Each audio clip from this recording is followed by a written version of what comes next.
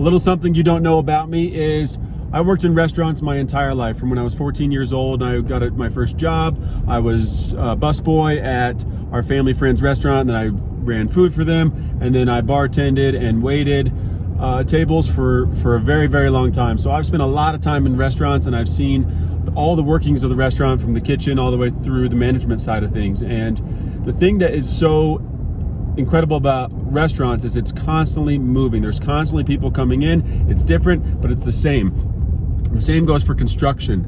But in a restaurant, what makes a really good dining experience, think about a good dining experience you've had or a good time at a bar. What makes a really good experience is the server, the staff, and how attentive and on top of things they are.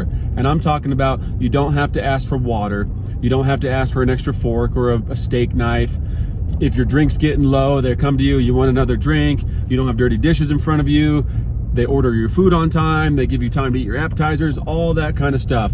And it's kind of, and as from that's what makes a good experience. And so coming from the server side of things or the bartender side of things, when you're on the other side of the table, it's a dance that you're constantly playing around with as you're going through the night. And you're walking down the table and you see this woman needs more water, that guy's out of his cocktail. Oh, and I gotta, or those people are just finishing their appetizers. I gotta go order their entree so it'll be ready in 20 minutes. And then I gotta clear their plates and get them set up for dinner.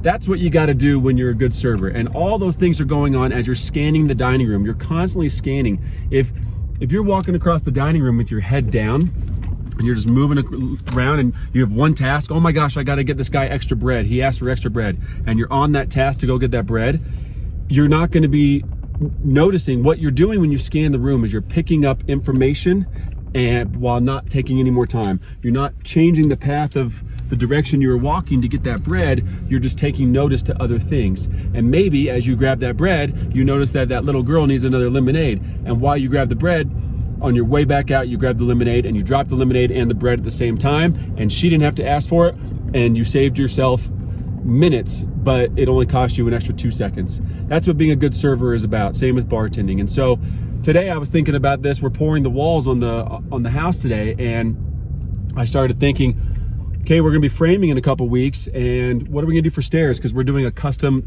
metal stair stringer. They're these floating metal stairs. And so the framers aren't gonna build out the stairs. They're not gonna have the runners on the stairs. And that's, so how are we gonna access the stairs? So I'm scanning the room. And so now I gotta call my steel guy, and I ask him how long I ask him how long out it is to procure metal and stairs, and he goes, well, actually the prices are going up so much, you better order them in the next week, or there's going to be a 15% price increase. Okay, well, noted. That being said, so I got to put a 50% deposit down, order the stairs, and as I order the stairs, then I call the framer and let him know that, hey, we're going to put these stairs in. Don't order stringers for temporary stairs. That's not happening for another 2 or 3 months. But you got to constantly be scanning the room on your jobs. You got to constantly be thinking a couple steps ahead to save time, because had you not thought about that and then the guy orders the stairs, no big deal, but yeah, it costs you a couple extra $100 per the project. If you do that 10 times, it adds up, especially if you're building a spec house where that's money out of yours and your investor's profit. So make sure that you're taking the time to scan the room. Scan the job site. What's coming ahead? Okay, after level 1 framing, we got to go to level 2. Oh my gosh, we got to build stairs. You got to think about these things, because if you don't, you're constantly going to be caught with your pants down, thinking in the moment, going, what do we do? Putting someone on delay, or coming up with a makeshift idea that isn't that good of an idea, and it actually just makes the process harder and the end product not look as good. Something simple. If you want to be a good contractor, think about being a good waiter. How would you do it?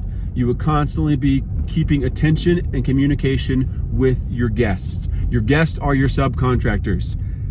Communicate with them. What do they need? What can you provide? How can we do it? Whatever it is, think about it, commit to it, stay ahead of the game. Hope this tip helped today. Have a good one.